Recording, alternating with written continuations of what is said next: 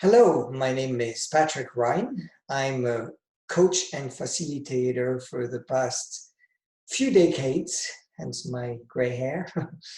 And I'm happy to be with you today to speak about what to do in a situation of stress and how to manage this challenging situation we are in. This is a recording that has been done on April 5th, 2020, at the time of the COVID-19. I feel an urge to talk to you about this because I've been emotional intelligence facilitator and trainer for since '99, certified in that field, as well as offering the stress management techniques, as well as relationship management techniques to help individuals and organizations to move forward into a much more harmonious way. I also integrate a holistic approach to health and wellness, as I see that it is a very connected field to all these stress management in general. So yes, the reason why I want to talk to you tonight is because I think some of us are reacting really strongly around this situation in not necessarily a positive way, and I want to help. I want to support. I want to also help you maybe understand how we can see things differently and why some people are very positive about it and some people are really very stressed about it. And so uncover the different reasons behind it, because I believe that knowledge help us to manage things better once we know better. So I'm going to share with you some tips and tools to give you possibility to deal with the different stresses. We have all kinds of stresses coming up to us nowadays. Let's say you have to go away from work, or you work from home, so you're surrounded with the families, with the kids, and everybody wants you, and you have to be there and present, and you don't have typically a place to work at home. So yes, that's a lot on ourselves, right? When we're in this stressful situation. Additionally, you could have somebody in your family that has some health challenges, or you may have yourself a little bit of a disease and then have to deal with that as well. Or maybe you're just very easily anxious and put yourself into fears, or you are influenced by the media that really add onto it all the time. Or maybe you have lost your work, your job, you have lost your employment, and you have no source of income, and you have to pay your bills, and you have a family, and you have responsibilities. Or you're single and you're all by yourself at home, and you have nobody to talk to, or nobody, let's say, to hug, or to talk to directly in person. It can be really tough.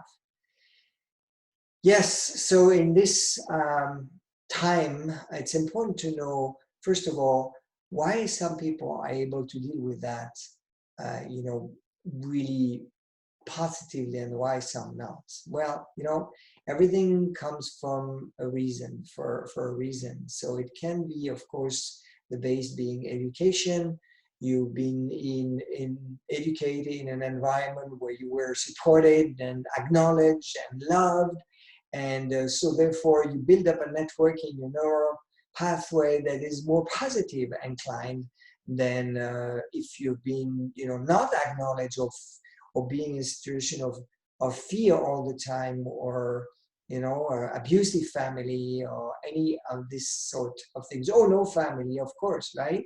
So this doesn't help. And it can be a variety of sources as well, like traumas, of course, if you have accumulated traumas along your life, and can be mild to heavy traumas, and we all have them. And like I could go on with that, but this is maybe more a source of reflection that we can have on a one-on-one base if you are interested to dig deeper. But yes, there are solutions around that. And he can be triggered by anything. Now, there are also reasons why we get stressed more and more, and maybe more easily if you don't take care of yourself. You know, we're living pre-COVID-19, we were living in a very reactive world. What I mean by that, and that is like question I'm going to ask you, is it possible that first thing in the morning you do is checking your phone, see your messages, your email, you know, messages, WhatsApp, Messenger, WeChat, Live, I mean, you name it. There are hundreds of different apps that we are connected with, and which is can be a good thing, you know, connected to the rest of the world. But okay, we have to respond to all that. Oh, we feel that we have to respond to all that immediately, and it goes on because you are like in your car and you receive a text. What is it that you're going to do? You're going to check your phone. Oops, be careful! A car in front of you just braked. So this is, of course, not a good thing to do. Or, you know, you're lining up somewhere waiting for your bus, and of course, the first thing we do is look on our phone. So we constantly attach to that, and it stimulates us. And so we go to work, and people ask us something, and we react right away. We say, okay, sure, I'll look at it right now. Do you have that situation? Or you receive an email? Ding dong, familiar with that sound? Here's an email. Where is your eye going? Where are your eyes going? They're going right away to that location where you can see what email came in. Your boss. Okay, you got to respond. Open it right away. You respond right away. Why? You don't have to. Even if it's your boss, it can wait. You might not be, you might be, you know, in an interview, you might be in a location where you cannot answer. So it's okay. You don't have to be in that reactive mode all the time. So that creates a lot of stressors, a lot of habits of stress. And what is stress? Stress is oxidative, oh my gosh, I have a hard time to say it. Oxidative stress that is, of course, affecting our health. So then, you know, disease can come, or easily, you can get easily affected, or even get a flu very quickly. And in this time we're living in, is not a very positive thing if you don't have a good soil. So what I mean by that, the first thing we have to take care of is our health. That's everything. And so, you know, if you have a good base, then the crop are going to be wonderful and strong and can face any adversity. So yes, what does that mean? In crisis, what are you going to do? Are you going to go and buy pasta and rice and bread and eggs and frozen pizza and things like that you're going to give your body? Is your body going to be strong and have enough resources to fight any source of adversity? Obviously not. So this is the time where you need to take, you know, fruits and vegetables, nourish yourself with the right stuff. So let's talk about the right stuff, because health is the first element of survival, of good survival, of being able to face stress and face emotional challenges. So, you know, emotional intelligence, you cannot have that if you're not in a good state of health. So, first thing is, what is your first ingredient to optimum health? Air. Okay, so if you breathe indoor air, you're breathing 3 to 5 times more pollution than if you are in the middle of Los Angeles or Shanghai or Toronto or Paris. I mean, it's terrible. It's the indoor air is a lot more because it's always confined. You know, you have the paintings that generate fumes. You have all the polish on the furniture, the cleaning product that you use, the cosmetic, all this generate fumes that are affecting our health. So you need to open the windows, the doors, have the circulation of air regularly. And of course, what's the best to do is to just go out. Spend at least 30 minutes per day outside, in nature if you can, in a park, wherever it's possible, to just gather this energy. You know, the nature offers us a negative ion, and you know, that offers a lot of radiation of trees and soil and scent and sounds, and all that affects us directly. It's been measured and it's quite clear. You can measure it yourself. Go in nature for an hour, see how you feel. Do you feel more balanced? Do you feel more in harmony? Yes, obviously. So it is so important to connect with nature as much as you can. So breathe when you're out there. Listen, look, observe, gather, sense, smell. Smell the roses, smell everything that you can in order to connect with your inner self. You know, there are positive and negative ion. Positive ion, do you know what that is? It's everything that is generated by the electronic magnetic field from your computer, your cell phone, your TV, you name it, everything, the Wi-Fi, all this generate negative ion. This is really bad for us. It affects us, it creates stress to our body. So positive ion is found, of course, in nature, by the beach, by the water. Waterfall is really good, beach is really good, all these type of things. So fresh air generate a lot of negative ion. This is where we recharge. This is where our body can find the harmony again. So therefore, please don't sleep with your phone on. Yes, I know some people need to have their phone on because in case of emergency, there is a loved one who needs you. Yes, I understand that.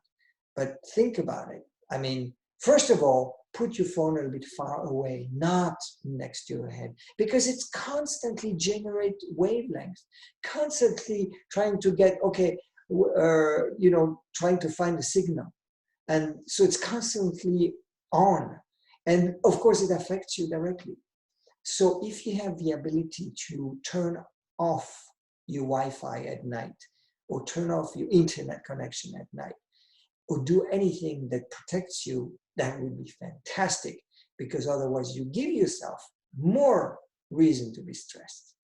Okay, so that's one. Also, well, we had a few now. We have air and negative ion, positive ion. We're going to continue with what is the next source of really important matter? Water. Okay, so yes, you may drink Coke, you may drink coffee, you may drink all kinds of things, creating more stress for your body. All soft drinks are bad. They have a lot of sugar in it, and some people even love to have bubbles, you know. This is even worse because it's carbonate acid that is created, or gas rather. So please try to avoid these drinks and concentrate and focus on water. Herbal tea is fine, you know, but you don't have to have 3 coffees, 5 coffees a day. If you have 1 coffee, it's okay. Put a lot of water in it. If you're really addicted to coffee, it is a pandemic thing, this coffee. Everywhere you go, everybody wants coffee. Oh yeah, I cannot live without my coffee. I never had coffee in my life. Yeah, I had once. I didn't like it. So I'm fortunate. I'm not addicted to coffee. But water, yes, I am addicted to water. So I need to have my water all the time. And I'm very picky with the water I drink. So not just any water. You know, the distilled water you buy out there is not good for you. Imagine distilled water has no minerals in it.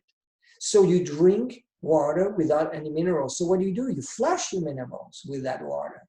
But if you drink spring water, or you have natural water coming from your tap with a filter, with a really efficient water filter, and you need to do research on that and see what are the best water filters out there. Have you tap water with a really, really good water filter, not the Brita filters. Oops, I shouldn't say a name, but anyway, not any of these cheap filters that are out there. Get a really strong water filtration system, and then you can have the good water. If you don't have a chance to get a water filter, get at least spring water, okay? Much better. In Europe, actually, where I come from, Switzerland, we are not allowed to drink distilled water. It's only sold in pharmacy for iron or car batteries and these type of things. But it's not sold in anywhere to drink. It's in only some countries it's like that. So we got that. Next things is the right food, as I mentioned before. So we're going to go on the proper food and, of course, exercise, right? Obviously, if you want to de-stress, you got to move the blood in your body. So there are three types of exercises that you need to have. One is cardio. You need to have your heart pumping and to sweat. So if you sweat, don't worry, this is good. You eliminate the toxins. Some people don't like to sweat. Oh, I don't like to sweat. Yeah, it's excellent. So have a cardio exercises. You don't have to run for a marathon, okay? I'm just saying, like, do a little bit of something. Also, stretching exercise is very important to stretch the muscles, stretch the joints, do like healthy stretching. You can find many exercises everywhere. And then finally, strength exercises. So strength means a little bit of weight. Whether you're a man or a woman, it doesn't matter. You need to have this. Some women say, oh, no, I don't want to have muscle. You won't get muscle from a little bit of lifting something, You get muscles only if you really work hard every day for 3 hours and you constantly do strength training. But you're not going to do that. And you don't have to do, like I said, 30 minutes a day, it's good enough. Now, this is starting to build up your natural health. That means your body is the best doctor. It can really balance everything out if you feed it with the right thing. Another point is meditation. Do you know what that is? Some people have never meditated in their lives. Or let's say they don't even know they meditate. If you go and walk out and walk in the forest and just connect with nature, it's a form of meditation. Absolutely. It's a walking meditation. And you're fine. Just don't talk. Just listen. Just connect. Just be there. Just be. This is meditation. If you stop just for 5 minutes, you stop any activity, close your eyes, go inwards, and just try to think of nothing, because, our mind goes and goes. So each time you see or you feel or you hear a thought, just let it pass by like a train in front of you. Say, oh, a thought coming, let it go, and continue and center into the nothingness. That's a meditation. Breathing, super important. Breathing, so you do meditation with breathing.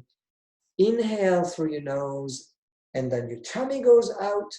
Exhale through your mouth, and your tummy goes up. It goes in. And you keep doing that for a few minutes. Some of you might get dizzy. Normal, very normal, because we're not used to breathe oxygen like this. So we're under-oxygenated. So when you breathe, you get a little bit more. You give the right food to your body. And so you might get dizzy. But the more you practice, the less dizzy you will get, because your body is used to get more oxygen. It takes 12 full minutes to fully oxygenize your body. And believe me, that's a long time. I tried a few times and, oh my gosh, you get really dizzy and it's long. But try it. No, you don't have to try 12 minutes, but anyway, I just give you the information for that matter. Okay, so now you get the base. This is the baseline we talk about to be able to face stress and emotional management.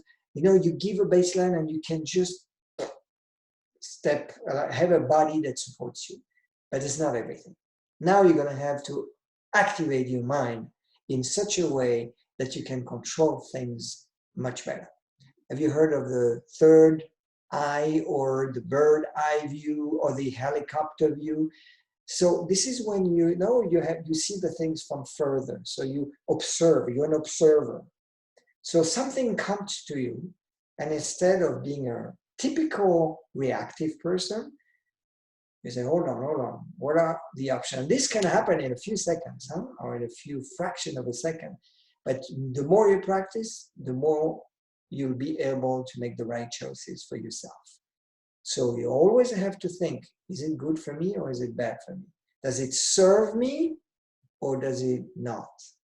So when you have something that triggers you, and we have many reasons to be triggered nowadays, when something triggers you, say, okay, look at How do I react? And yes, at the beginning you will fall and you'll have triggered that takes you to the normal traditional route, you know, like this is the fast way. This is the highway. This is the way you used to react. So you have to learn to have always a step back and say, okay, hold on, here I used to react like this. Now I choose to react like that. So you choose, that's a big difference. But you cannot do it if you don't have self-awareness. You cannot do it if you don't have the third eye view, the third eye view, right? So it's a practice thing. And it's really start with self-awareness and self-management, and you'll be able to do that. Now, obviously, I'm giving you just scratching the surface tools and information. If you want to go deeper, I really encourage you to connect with me. If it's really important to you, if you think, okay, you or your family or many people, you know, in your organization needs it, you know, we can go much further and customize it to where you're at. You know, you might have some specific trauma that have triggered you, and then how do we deal with that? This simple information I gave you today is just to start the process. If you just only practice this on a regular basis, you're already going to be really able to move forward a lot more. But it's not enough. So I really encourage you to connect, not only to give me your feedback. I really want to hear from you. I want to know if you have been able to move forward, if you have practiced and what you have practiced and how it affected you in a positive or negative way, whatever, please write to me. So you can go on my website. It's peakpotentialinternational.com, peakpotentialinternational.com. You can write to me directly, patrick@peakpotentialinternational.com. I'll be very happy to hear from you. And if you need my help, I'm here to support you. So please be safe, be calm, breathing, and stay healthy. I wish you a really good transition. Everything is going to get better and better. Thank you.